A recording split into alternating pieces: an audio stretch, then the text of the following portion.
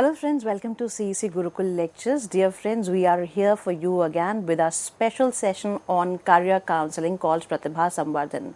Since our previous sessions, we are discussing a lot on where you can move ahead, where you can go and study, specifically abroad. In the previous session, we talked about Europe, and now in this session, we are going to talk on US, that is United States of America. And for this session, we have with us in our studios Mr. Sumer Bruta. Mr. Sumer Bruta has done his master's in psychology. He is an educational counselor. He has counseled more than 1,200 students, and he believes in making a positive change in society by counseling the students, the youths like you. So we would like to welcome our guest, Mr. Sumer Bruta, to the studio. Thank you. Thank you so much. Thank you so much, ma'am. So, Mr. Bruta, we would like to know from you, if somebody wants to go to USA, what one needs to do, how to apply, what are the criterias, what are the universities where one can move ahead, in which streams one can think of for studying in US. So first, the main aspect whenever you're applying to the US is that US is known for a lot of degrees, because we call it the mother of all universities as such, and all countries when it comes to the university education and the experiential knowledge that universities would impart on you. But coming on to specifically why the US first, that's the question. So the US is known for science, technology, engineering, mathematics. So any subjects that are related to science or technology or engineering or mathematics, they are known to have great futures in the US. Say for example, if you want to get into mechanical engineering, or if you want to get into computer science, or if you want to get into bioinformatics or medical informatics, if you want to get into computer engineering, if you want to get into medicine, so one of the best places to actually study is the US. Why? Because the education system is very different, very, very different. So, wherein in the US, whenever the professor would come in and would talk to you about things, so it's more of a classroom discussion. It's not that they'll make you read through books or something like that. You will be having lectures outside in the garden. You may be having lectures anywhere. There will be laboratory work. So it's more practically oriented. So for disciplines related to science, technology, engineering, mathematics, it's one of the mecca, places in terms of all of this. Other than that, other courses also like business management, law, as a matter of fact, even psychology. So all of these kind of subjects are doing very well. Sociology, history, archaeology, such kind of subjects, they do very well in the US overall. So moving on, whenever you're planning to apply to the US, it is a myth that US universities are very costly. If you apply to the right set of places, maybe you don't even have to spend a single penny overall.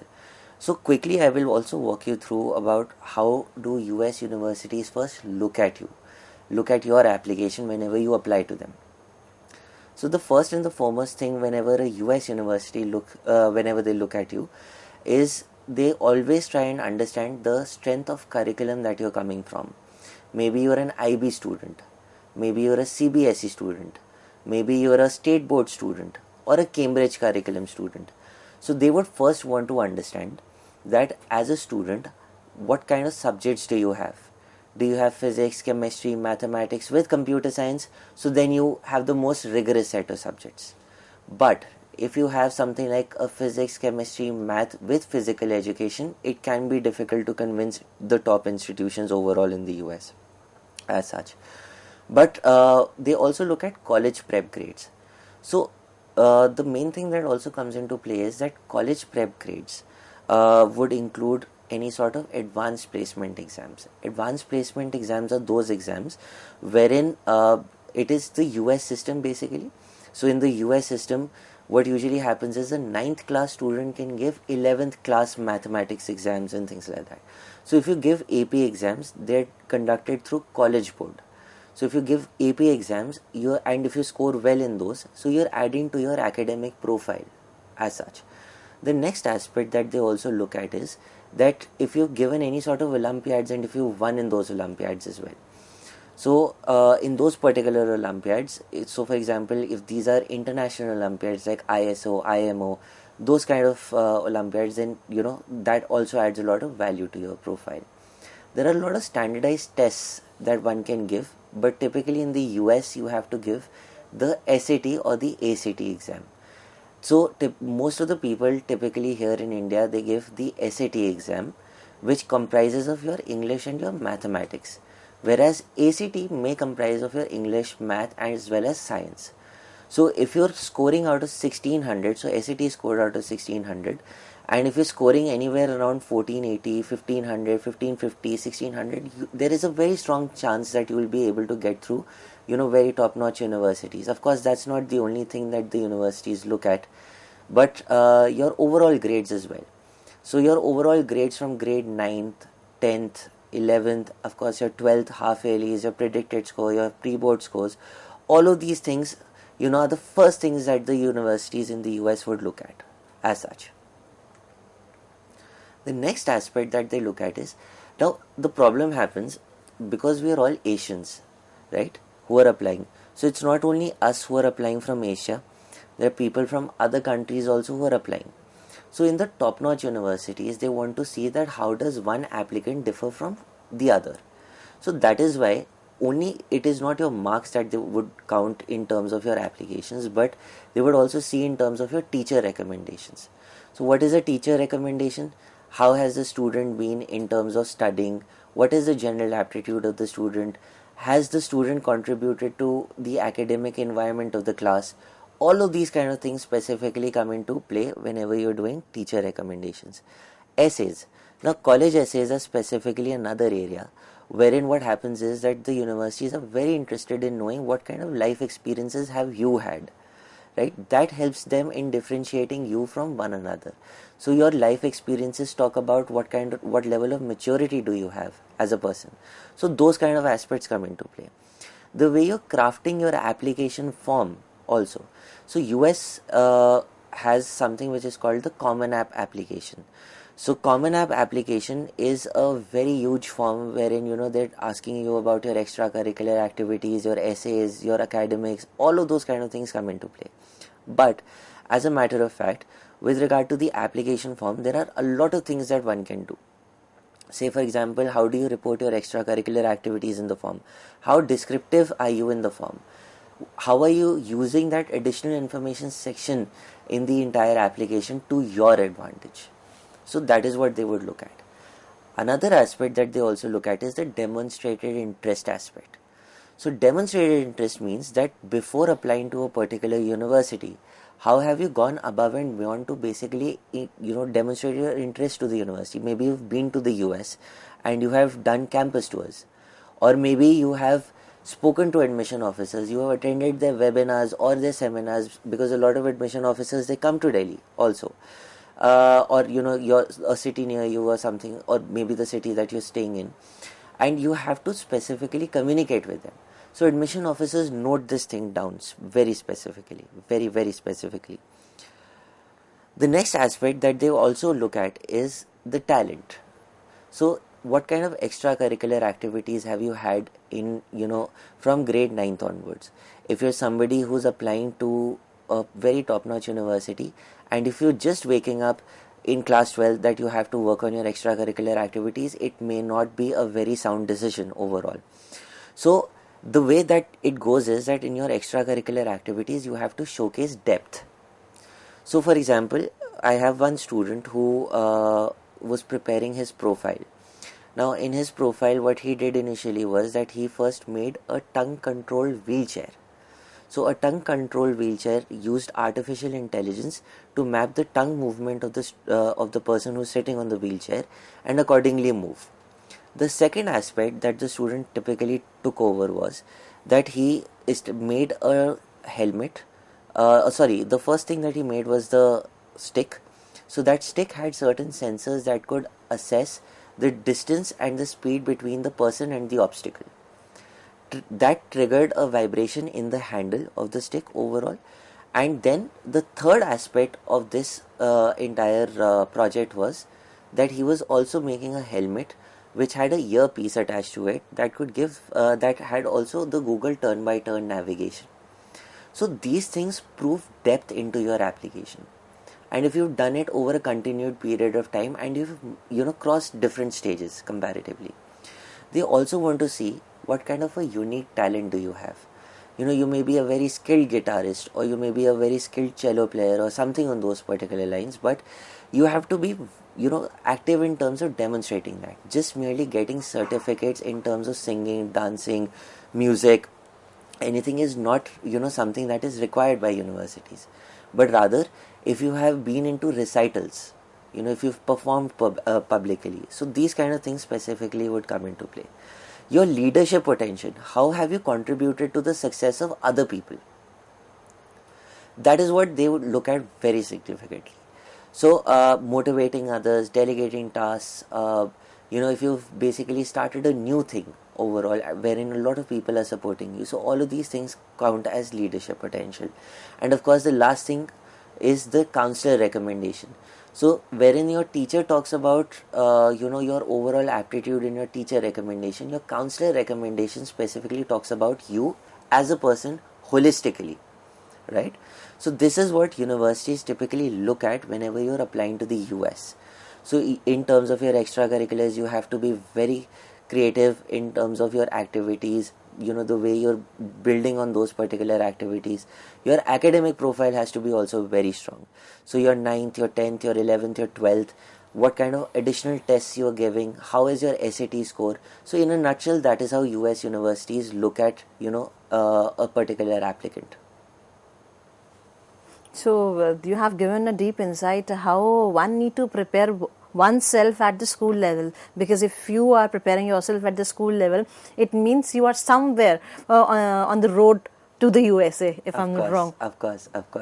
So for that particular reason, I would also like to talk about the deadlines that are there for a lot of students who are specifically applying to US universities. If you're in class 12th or in the final year of your college at the moment, so the first thing that you would have to understand is that US universities open before any other country, and any other universities as such. So typically you apply a year in advance. So for example, if you're wanting to go to the US to study in 2024, then you would have to start applying now. So your applications open up in the month of August as such. So that is how it is. So August, your application processes would open up. In September, certain other universities will also open up, and then in October, November, University of California, University of Texas, they start opening up. So in terms of the US applications, so you start applying to different universities from August, and they go up till January of next year. And of course UK, Canada, those kind of countries would also open up in this particular time frame. So depending on this particularly, there are certain families of institutions in the US. What are those families? Because US has about 3,800 colleges, right? And a lot of these universities, it's very difficult to categorize actually that what kind of universities are there, which are the top universities, which are the great universities in the US, because everybody wants to go to the top universities. But you have to also understand that what are the universities as such, what kind of families are there, which match your expectation. Because just merely applying for Ivy Leagues is not the right way to go about it, even though you're a top class student. Maybe your entire expectations from the universities are very different. Like for example, if you want to apply for a tech-based program, then majorly going rather than to Harvard, if you apply to MIT, that is supposed to be a better deal overall. So coming on to that, so there are certain families. So Ivy Leagues are considered to be the most famous institutions in the entire world. So in Ivy Leagues, these are 8 institutions that are known for their sports, particularly football, and they have become very selective in terms of taking students in. So Ivy Leagues constitute of Brown University, Columbia University, Cornell University, Dartmouth, Harvard University, Yale University, University of Pennsylvania, Princeton University. So these kind of institutions specifically are called the Ivy League institutions. So within the Ivy League institutions, typically if you're applying to all of these universities, so these 8 universities have very different acceptance rates. So I have seen overall that Ivy Leagues, their acceptance rates are less than 10% usually, with some universities even having acceptances less than 4% worldwide. Then comes another family of universities. These are called University of California. These are public universities in the US. And University of California has 9 campuses. So University of California, Los Angeles, one of the most famous UCs. University of California, Berkeley. University of California, San Diego. University of California, Davis. University of California, Santa Barbara. University of California, Irvine. Then you have the 3 remaining UCs, which is University of California, Riverside, Merced, and Santa Cruz. So these are the 9 UCs that you can also specifically apply for. But UCs, you do not have to write SATs. It is just purely on the basis of your academics and your extracurricular activities. Then University of Texas is another area. This is also a public university in the US, another system. So there are different institutions within this, but the most famous one is University of Texas Austin. Another family of institutions exist. They are called State Universities of New York or SUNY. So University at Buffalo, SUNY, University, Stony Brook University, such kind of institutions specifically come in. But if you want to study something related to tech, so in the US, you can apply to colleges like MIT.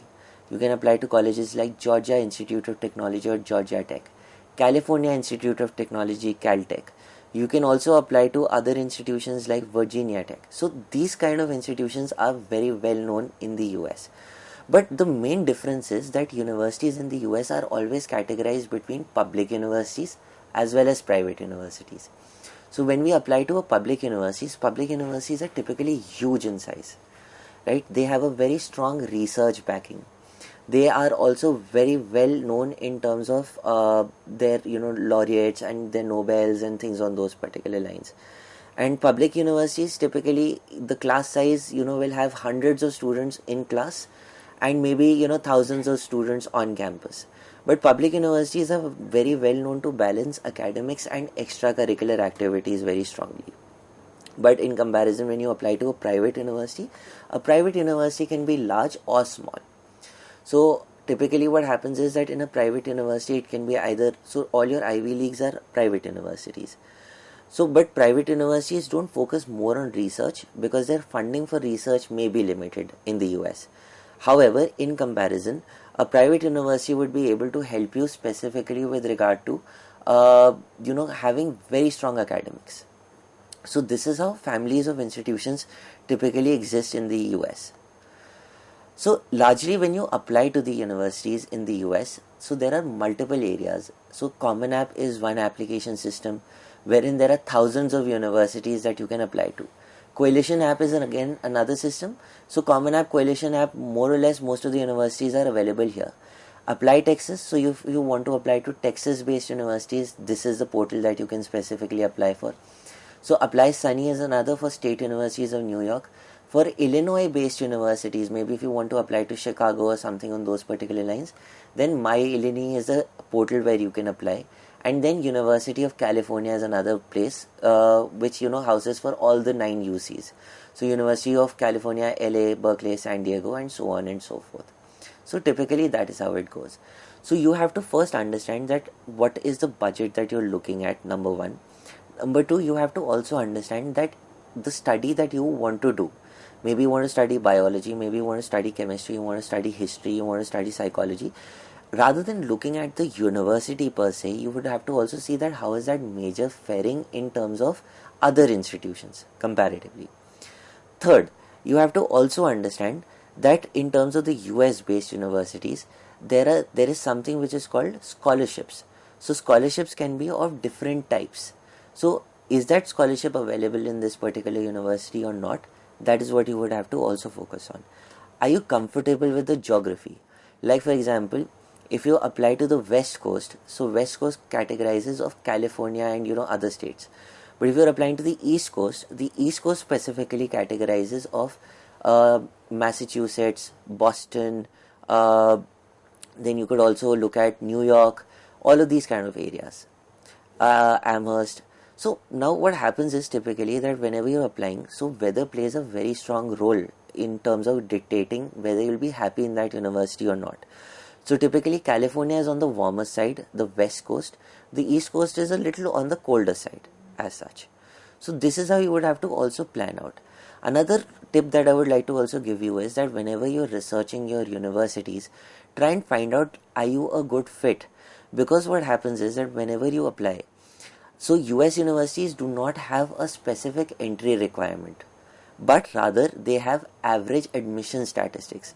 So you would have to see last year, how many students applied, what was the acceptance rate, what was the average SAT score that you were giving, that was getting as such. And then overall you would have to also figure out that, how are you ranking as such in terms of everything. So say for example, in the US, you will see that, so since there are no entry requirements, so first your application will be ranked against the 10 students who would be applying from your university, or 50 students who are applying from your university or your school. Then from your city your applications are ranked, then from your country, and then internationally. So this is how this entire process works. So now, because there are universities that are private and public, the main thing is that universities want to know how is your motivation typically to apply.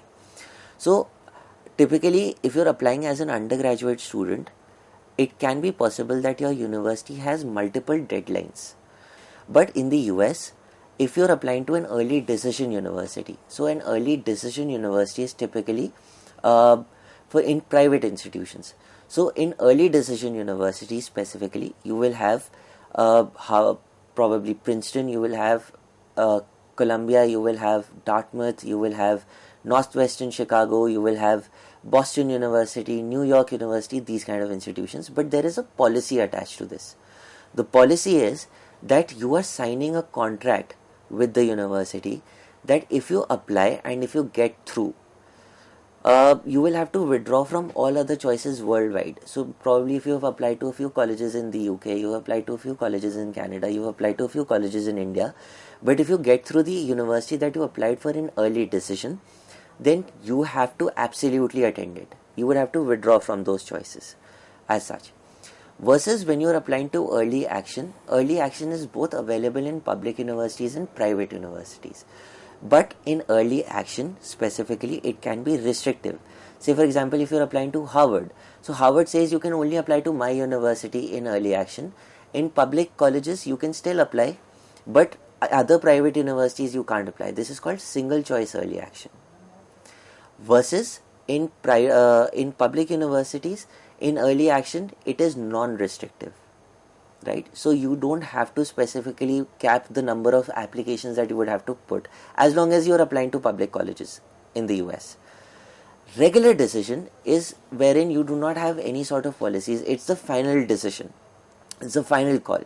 So early decision, early action deadlines are typically in November, mostly in November, on the 1st of November. Whereas in regular decision, the decision is typically from Jan 1st to Jan 15th, depending on the university that you're applying to. So this is how it specifically goes overall. So one has to continuously, first of all, research where to go and which universities to be applied, and then it's up to their ranking, Yes. as well as the admission criteria and selection criteria, as you told, Yes. which is required in Yes. USA. So we have a lot more to learn from you, and we would like to tell our students that keep watching us. We would be discussing more and would be telling you how you can move ahead and opt for universities in US. Keep watching us. Thank you so much.